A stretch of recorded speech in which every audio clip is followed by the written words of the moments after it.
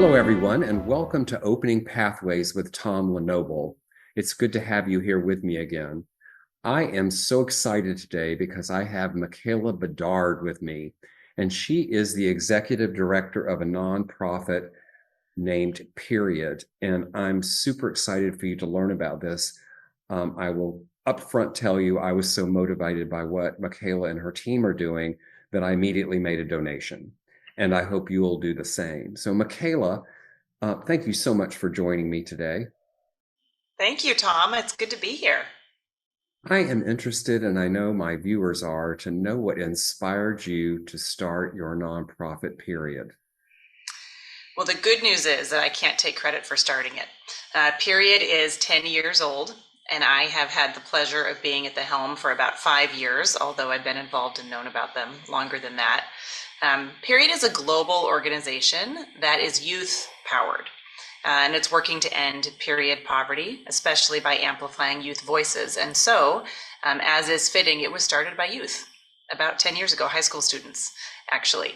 And I came on about 5 years in as the first kind of professional executive director to get things even more off the ground and put in some governance processes and help us grow even more sustainably. But it's some pretty incredible young people right here in beautiful Portland, Oregon that got it started, that were inspired by learning about how menstruation and period products in general are very inaccessible to folks who are experiencing economic insecurity and houselessness, and began to get motivated to provide them with period products, and the rest is history. What an inspiring story. I love things that our youth start. Reminds me of when I was a youth and I had that passion to get things going. And what was the defining moment that made you decide to get involved? You know, I've been involved in various political campaign initiatives, both behind candidates and women's health initiatives in my career. And I've also done a lot of work with nonprofits, serving on boards and running other nonprofits. And time and again, this issue of period products would come up. Time and again, I'd be working with a shelter or a day center for unhoused women or for families experiencing hunger instability. Or experiencing some kind of economic insecurity. And whenever there were period products available, they'd be the first things to go. And it was one of those things that even I had internalized as normal. Oh yeah, period products are just always necessary. I'd have them in my car, you know, whenever I'd stop by the food pantry or the center that I worked at, I would put them on the shelves. And even I had just gotten used to the fact that there's never enough period products out there. And then I learned about Period. And Period was an organization that was actually trying to do something about it. And so I myself, running a different organization, was a recipient of Period's products to begin with. That's how I heard about it. But the fact of the matter is that period products are something that are required by over half the population, many days a month, and they are completely left out of the social safety net. And when I say that, what I mean is they can't be purchased using SNAP or WIC or any kind of government assistance program. So think of all the many families in this country and young people in this country that are reliant on those products. It's out of reach for them. And the numbers are profound. Because of that, nearly 1 in 4 students right here in the US can't afford period products every month. And overall, 1 in 3 women. So this is a massive unaddressed crisis that is totally solvable. Yes. And Period is here to do it. We need to do something about it for sure. I'm interested, and I'm sure others are. You have this unique opportunity of working with youth and leading them. Share with us about your approach to leadership. Well, what a wonderful question. It is my total honor to be able to work with young people every day. And I see my role as someone who gets to provide young leaders with platforms for them to be leaders in their own community. The way that we do that, and the way that I am proud to lead, is that Period is a chapter-based organization. So we have over 200 chapters around the world of youth-led period chapters, largely on campuses. So middle schools, high schools, colleges, of young people that are working to end period poverty in their community. So I get to do things like fundraise to ship them period products and provide them with professional media training and grassroots organizing training, and teaching them how to talk to people in positions of power, how to serve on state coalitions to get policies passed, how to be leaders and advocates. It shouldn't be my voice and face everywhere, right? Talking about this organization. It should be young people who are experts in their own community. I think the other reason that this is really informing my method of leadership is that this new generation of young leaders, they are like refusing to live in stigma. They are totally rejecting kind of traditional taboos around something like menstruation. So they're not shy about it. They want to be leaders about it. And so it is only appropriate that they are the leaders of this movement. And so when I say that this crisis is solvable, I mean, I have no doubt that in our lifetime, certainly this country will not be seeing these rates of period poverty because these young people are fixing it. Yeah, what I love about this is not only are you making a difference for the women today, but you're helping to develop our future leaders. Really, really spectacular. I think I shared with you that I do some work with Gen Z, and I'm inspired too about their mindset and where they're focused and how they're facing things and standing up to things, and it is inspiring me as well. So, wow, that question was great. I'm sure you had we all have had those one big obstacle as we started doing our work. And what was yours? The biggest obstacle is that too many people see our mission as kind of a fringe issue. They think that we are radical or we're working in this kind of niche topic, when really, period poverty is a symptom of all of these other systemic issues that we're fighting, right? The fact that gender equality is still not seen even in very basic government assistance programs. And there's reasons for it. If you look back at when the social safety net was created, largely after World War II, they were not created by people with periods. Yeah. Right? This is an oversight. But I think because of the traditional stigma around this topic, we're kind of seen as this fringe group. And that is a very major obstacle to overcome, and remains so. I would say the number one obstacle, because once you explain this problem to people, like I am to you, they're like, oh, it's a no-brainer, and they understand what the work is and how to solve it. But I would say that is the number one obstacle. And also, unfortunately, some of us older folks, stigma about working with young people. I oftentimes get feedback like, oh, you work with kids and you teach them how to be activists. No, I work with young people because they are activists, and I'm teaching them how to take that skill and make them real leaders. Yeah. So I think we need to be a lot more comfortable working with these incredible young folks. I couldn't agree with you more. I've had the really great opportunity to work with different generations. And what I'm noticing is every generation of young people gets labeled as lazy, and then what other attribute they want to add to it. I know that the millennials, Gen Y, back in my Facebook days, they were lazy. They all had tattoos. They didn't want to wear clothes, and they're wearing sandals to everything. And they are today's leaders in businesses. And I think those of us that have seen it and have some of life's wisdom have a responsibility to share it, not judge it, and know that they're just trying to find their way like we are and we did. Love what you're doing. Was there ever a time that you doubted your vision? Yes, briefly though, but especially in the early days when I was so excited to start working at Period, I felt like we had such an incredible theory of change. We know how to solve this crisis, right? We know how to mandate products in schools, for example, to make them more affordable and accessible to families. And I think that first year of being in this position was a real reality check for me, when over and over again we would get turned down from grants and funders. We weren't really anyone's main pillar. No one really talks about period poverty as their main priority.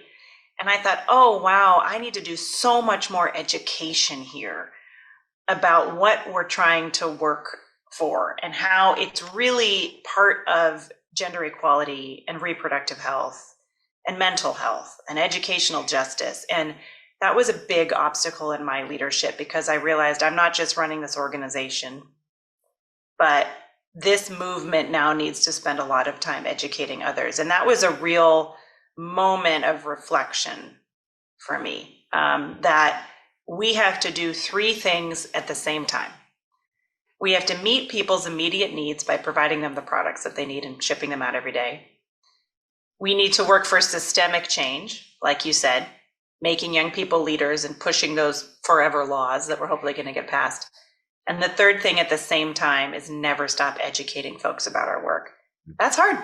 That's hard to do as a leader, right? So that first year was humbling. How'd you push through it? I have the world's best team, and I am supported by, and I get to support a movement of literally thousands of young people.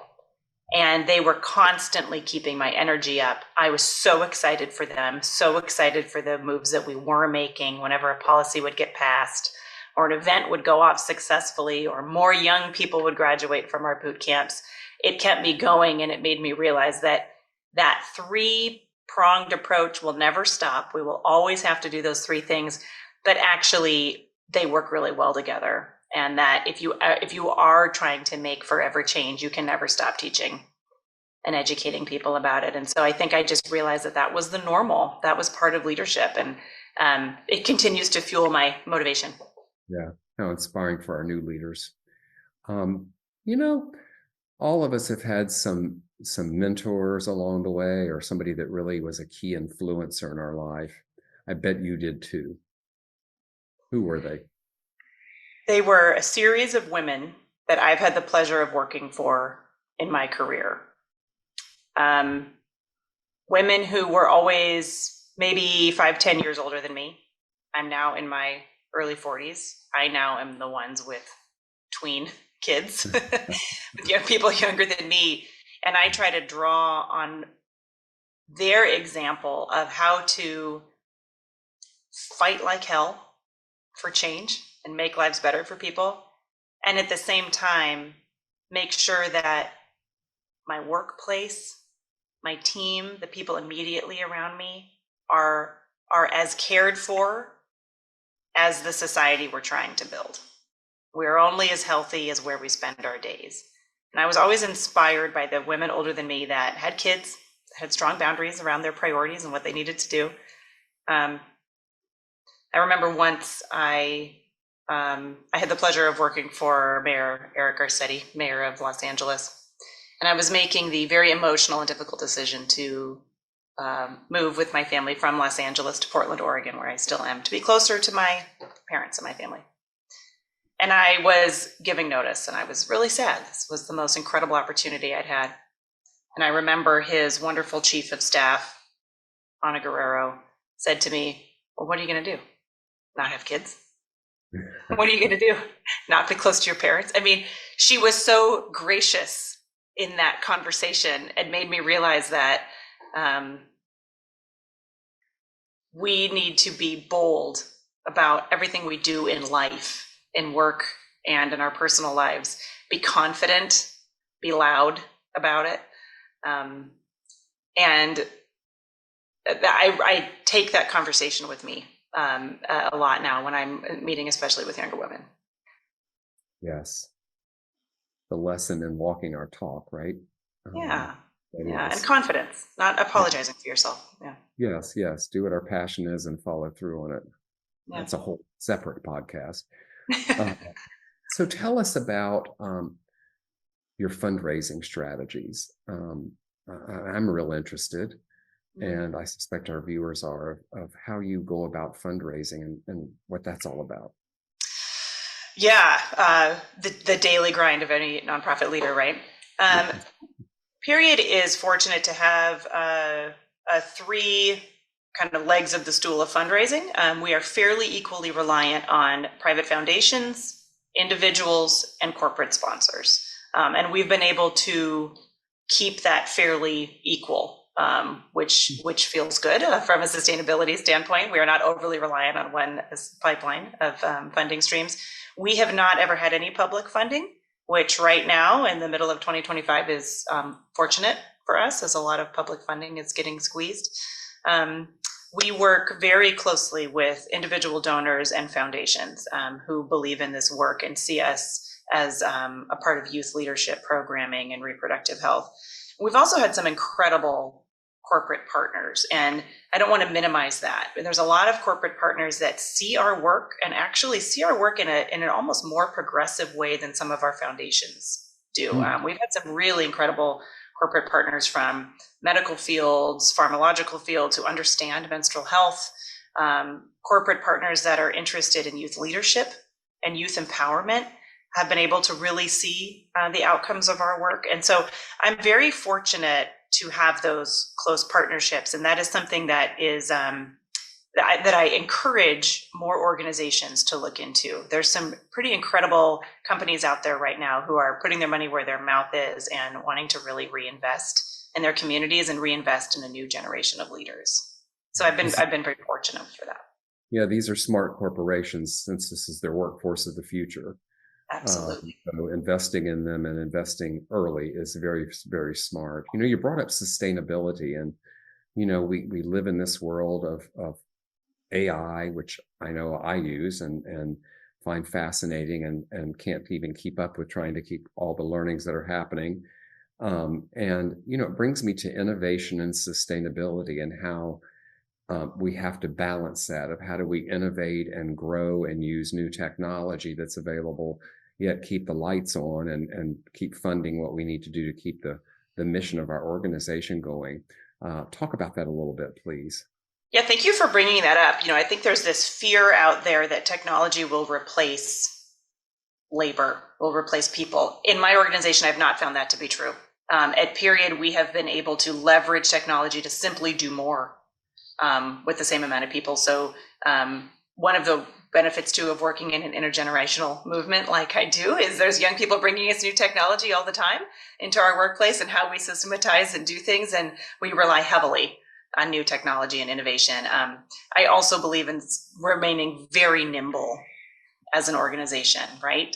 So making sure that programs are always piloted first and then taking stock. How can we take advantage of technology to make this program even better before we launch it formally? I think that is the only way that organizations are going to stay not just alive, but impactful, right? We need to be constantly refining and changing our programs to meet the need of the people that we are serving, because after all, they are the experts in their solutions. And so how can we tailor and take advantage of new technologies to meet those needs, I think is very important. And as a leader, how do I challenge myself to always be open to new systems and technology? I truly believe that's the only way to stay sustainable, and just being non-judgmental and open to different forms of technology. There's a lot of fear around AI, and a concern is warranted, but let's also be curious. And how can we bring it into our systems to make it so that we can do even more?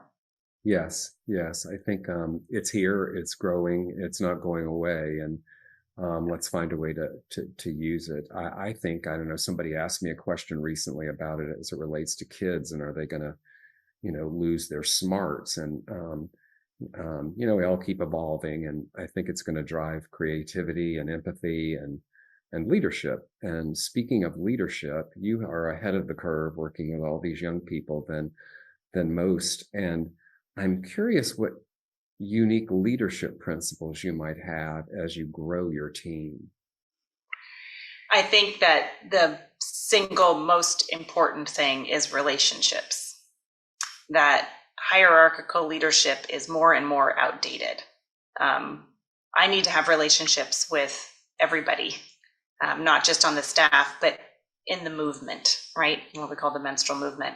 I need to be accessible and in communication with them. And that is something that has felt natural to me and evolved within me, but I have learned that it really is a principle of my leadership. I think, I want to say 20 or 30 years ago, you would hear leaders say that they have like an open door policy, right? Yes. That's lovely, but it's passive, right? You're saying, come to me as a leader. I'm here for you. I need to do a lot more outreach as a leader these days. I need to be in constant communication and in relationship with people. And that helps transparency, that helps vulnerability in not only the staff, but everyone that's part of the movement. And I think that especially due to the nature of the work that we work in, vulnerability is key and is part of our success.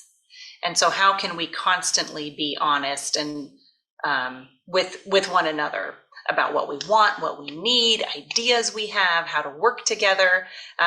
So passive leadership doesn't really work anymore. So intentional relationships are part of it. And then how do I operationalize that? It seems kind of cold to say, but my calendar every single day is filled with names of people that I need to reach out to, and streamlining how long has it been since I talked to them. And I don't just mean donors, but I mean someone that I met at a conference a few months ago, and people like you, Tom, and people on my team who, she's working remotely and she's getting her PhD. I need to check in on her and what is she up to? And so really making that part of my workflow has been incredibly important to me, and brings me more joy every day to my work too. And authentically. Yeah. People know when you're not being authentic. So, and I can tell that it's a passion of yours. I worked with a CEO recently about this open door idea, and he was, we talked for a while, and he was telling me about how no one came to see him, no one interacted with him. And at the end of our conversation, I said, this is really simple. And he said, well, what is it? This seems like a huge problem. I said, did you ever consider coming out of your office? Did you ever consider like visiting people and not waiting for them to come to you? And it was an interesting conversation, to say the least, of this idea of the old open door policy thought that people are just going to come in because you say it's available. That's not how it works. I'm not sure it ever really did work that way, actually. I'd like to move to the future a little bit. Where's Period going to be in 5 years? Period will be even bigger, and we'll have some real legislative and policy successes behind us. When Period started, over 40 states taxed period products as consumer items rather than essential medical devices. The tax now only remains in 20 states. When Period started, only a handful of states provided period products in schools, and even those provisions were not mandated or funded. And now we have 10 states that mandate and fund period products in all public schools, and another 10 plus that mandate period products without enough funding quite yet, but the mandate is there.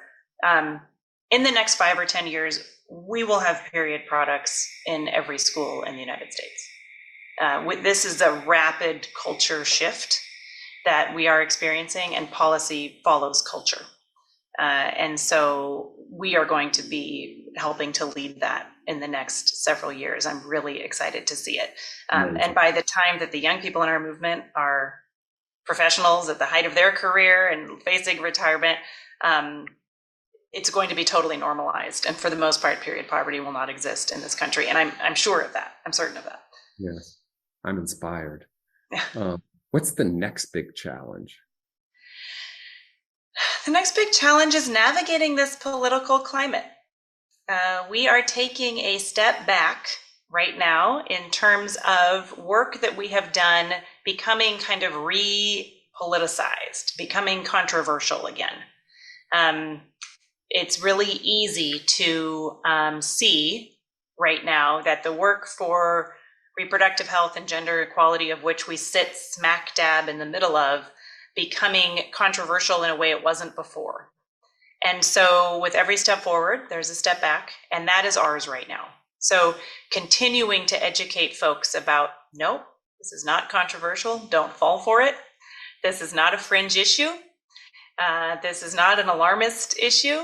This is just a basic issue of essential goods being provided to kids so they can learn in this country. Next week, I'll be in DC at a congressional briefing talking about this. And so that is our big hurdle right now. And if I can be candid about the political situation, Um, our challenge is to not pre-comply with any directives or fear that folks may have about having to change their language or change their programming for fear of, government or someone coming after them. We are going to boldly keep doing our work and fighting for our vision, but that it will take a lot of time and energy in the coming months or years, and it wasn't really on our bingo card. So Yes. we are staying energetic and motivated to fight through that. But that is certainly the number one obstacle right now. Tell us what keeps you personally motivated. This is not an intractable problem. It's solvable. And seeing the enthusiasm that young people have to make real change in their communities just feeds my engine. It is so fun. It's addicting. I am so excited to solve this problem. This really feels like running a campaign or a movement. And I wish this spirit to all nonprofit leaders who sometimes might kind of feel like they're just in the grind. Remember what you're going towards. You're not just looking to exist every day. You're making huge change. You are constantly pushing this thing forward. And I am addicted to succeeding and to showing real change to people, and being able to reflect on just a year ago, how many fewer students had access to products before we passed these bills. The success is all around us. I think if we can take stock sometimes and remember all the good work we've done, that just keeps me going. It really just keeps refeeding me. Excellent. I love this commitment to lifting this veil of secrecy about period products, as if it's something that doesn't happen, even though we all know it does. What social environmental changes do you see occurring in your work? I'm sure that you get to see a lot of that, especially working with youth. What do you think is happening in the social environment? A lot. I think it's completely in flux right now. The youth leaders I work with experienced COVID in a way that was profoundly impactful to them. Whether they are currently 18 or 26, let's just say, COVID hit them at a really important time. And I think they are just coming out of it. And they're coming out of it with a drive to fix things, right? And so with that comes them figuring out how to go back to work or school in person still, how to be social, how to build, like literally build coalitions physically with people and not just via social media. That is really exciting. The enthusiasm that young people have about getting together and doing something together has big impacts on work and school and life. And it has big impacts in how we advocate for change. Because for a couple of years there, it's kind of digital advocacy, and that was really great. Brought a lot of people together and expanded the movement. But now I think we've come to a time where we need to now start getting off our screens and getting back together to remember why we're doing it, so we don't kind of burn ourselves out digitally. And so socially, I'm seeing that a lot more. Everyone wants to get together. Everyone wants to do something in person every day. And that's great. That's what it should be, but that's causing a lot of downstream effects, right? For employers, certainly. And even for things like political campaigns. How do you get people together anymore? What does it look like? And what does it mean for relationships? Young people in relationships is certainly unique as they can come together. So inspiring to hear about this, because what we hear most often is how the COVID kids are in danger and what's not going to happen. And to hear this other side from you about what's going on is really, really inspiring. I know the viewers are going to enjoy hearing that, and hopefully we'll get involved. Wonderful. What there are people that are more and more getting involved with nonprofit work today. And there certainly are those aspiring executive directors out there that think that I want to lead a nonprofit, or I want to attain my nonprofit and be able to drive it forward. What words of wisdom do you have for someone that's just stepping into that and thinking that's their path? The world does not need more nonprofit organizations, but the world needs more nonprofit leaders. So if you are looking for a topic or an issue that you really want to solve, look at who's already trying it, or look who's trying to solve it in a way that aligns with your mission, and boldly approach that organization and tell them that you want to get involved, that you want to work for them, you want to serve on a committee, you want to learn how to be a young member of a board. Join them. I would imagine that a good organization would welcome a hungry person who's trying to get into the industry, and that you could potentially have a pretty rapid climb into leadership. Something that I care deeply about is healthy leadership and good governance. And I think we need more people with kind of that governance experience. So you can't just be an activist, you also have to care about organizational health. And if you feel like you are someone that cares about organizational health and leading teams, the world needs you. And there's a lot of wonderful organizations out there that already exist. There's good infrastructure, so to speak. So boldly approach them and see how you can help. You don't want to start another organization that might accidentally compete with them for what they're doing, right? So more is always better. Join their team. Yeah. Michela, you've inspired us. I've got a feeling you're motivating a few people. Please tell us where we find you on the web. What is the name of the website? Thank you, Tom. You can find us at period.org. You can follow us on all social platforms at Period Movement. You can support us by donating financially or donating Period products at period.org/donate. We would love to have you involved in the menstrual movement. We need you. Outstanding. Michela Bedard, the Executive Director of Period at period.org. It has been a delight to have you on Opening Pathways today. Thank you for joining me. Thanks, Tom. I appreciate the conversation. Absolutely. My viewers, please check out period.org. It's something to get involved with. And thank you for being part of Opening Pathways today. And I'll see you next time.